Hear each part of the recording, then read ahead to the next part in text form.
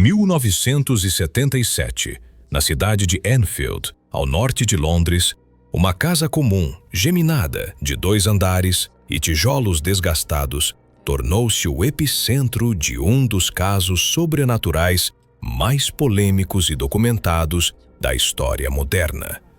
Não foi apenas uma família que afirmou estar sendo assombrada. Não foram apenas objetos caindo ou sons inexplicáveis. Foram levitações, vozes fantasmagóricas, testemunhas oficiais e mais de 30 pessoas, entre jornalistas, policiais, vizinhos e estudiosos, afirmando terem presenciado algo fora de qualquer explicação lógica. O caso ficou conhecido como o Poltergeist de Enfield. E por mais que os anos tenham passado, as perguntas continuam assombrando aqueles que ousaram se aproximar da verdade. O protagonista dessa história é a família Hodgson. Peggy Hodgson era uma mãe solteira, cuidando sozinha de 4 filhos em um bairro operário. Seu lar era o número 284 da Green Street. Um sobrado simples, velho, mas acolhedor. O pai havia abandonado a família. Tudo começou em uma noite de agosto de 1977. Janet, de 11 anos, e sua irmã Margaret, de 13, chamaram a mãe assustadas. Disseram que estavam ouvindo batidas na parede e que suas camas estavam se movendo. Peggy, exausta após um longo dia de trabalho, não deu muita atenção. Achou que as meninas estavam sonhando ou exagerando. Mas então ela ouviu as batidas. Um som seco vindo de dentro da parede. Não de cima, nem de baixo, mas de dentro. Como se algo ou alguém estivesse tentando sair.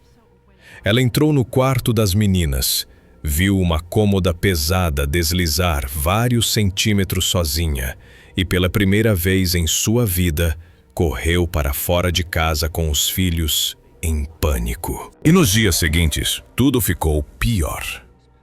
Brinquedos começaram a voar. Utensílios de cozinha quebravam sem motivo. Portas batiam com força, mesmo sem vento. A mobília se arrastava, tapetes se enrolavam. Objetos desapareciam de um cômodo e apareciam em outro. Mas o mais perturbador estava por vir. Uma voz começou a surgir. Ela vinha de Janet. Ou melhor, por Janet. Era uma voz masculina, rouca, profunda, que se apresentava como Bill Wilkins. Ele dizia: "Eu vivi aqui e morri nesta casa. Morri sentado naquela poltrona. Tive uma hemorragia cerebral e nunca fui embora." Janet, uma menina franzina de 11 anos, falava por horas com aquela voz. E muitas vezes dizia não se lembrar de nada depois. A mãe, desesperada, chamou a polícia.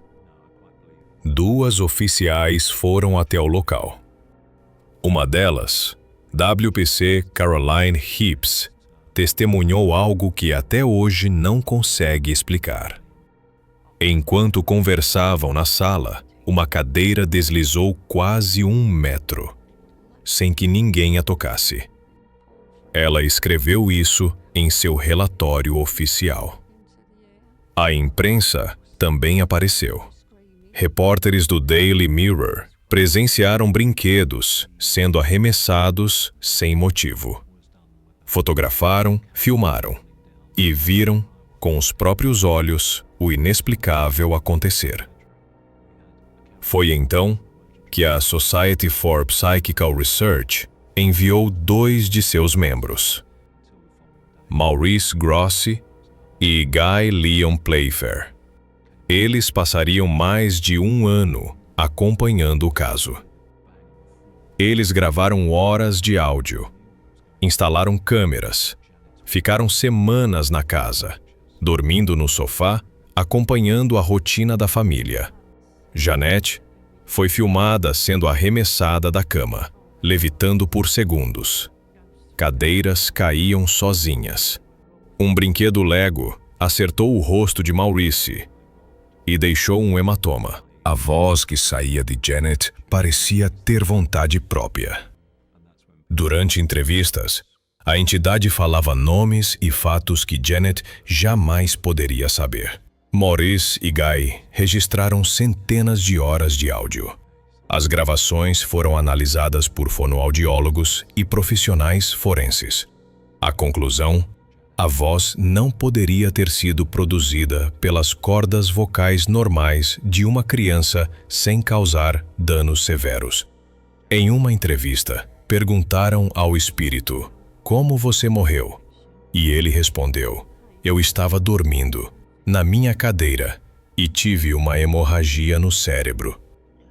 Anos depois, descobriu-se que um homem chamado Bill Wilkins realmente havia vivido naquela casa e morreu exatamente como descrito.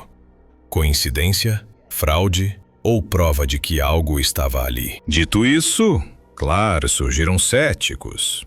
Alguns diziam que as meninas estavam fingindo, que tudo era uma brincadeira elaborada. Mas Janet foi flagrada sendo arremessada por uma força invisível. Vizinhos ouviram batidas, viram objetos voando. Mesmo quando Janet não estava em casa, fenômenos continuavam.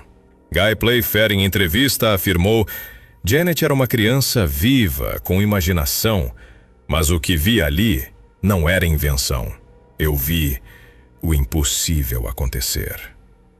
Mesmo assim, céticos argumentam que tudo foi causado por atenção da mídia, isolamento emocional ou truques infantis. Mas há um detalhe: a maioria dos fenômenos acontecia sem a presença da imprensa. Hoje, a casa de Enfield ainda existe. Famílias moram lá. Mas os moradores preferem não falar sobre o passado. Janet cresceu, casou, teve filhos e raramente dá entrevistas. Mas em uma das poucas que concedeu, disse: 98% do que aconteceu foi real. Eu sei, porque eu vi. E ninguém, nunca, vai entender o que foi aquilo. Talvez o que aconteceu naquela casa não tenha sido um fantasma. Talvez tenha sido um lembrete de que existem forças que não querem ser vistas, mas exigem ser ouvidas. A ciência falhou em provar que era falso. A fé talvez falhou em proteger a família. E a história ficou presa entre os dois mundos. Afinal, quem acredita, vê. Quem nega, espera nunca estar certo. Você acredita que uma casa pode guardar um espírito? Ou que certos segredos não querem ser esquecidos? Se você ficou até aqui, digite Sobrenatural nos comentários. Se gostou do vídeo, não se esqueça de se inscrever, curtir e compartilhar. Até uma próxima. E não se esqueça, ande pela luz.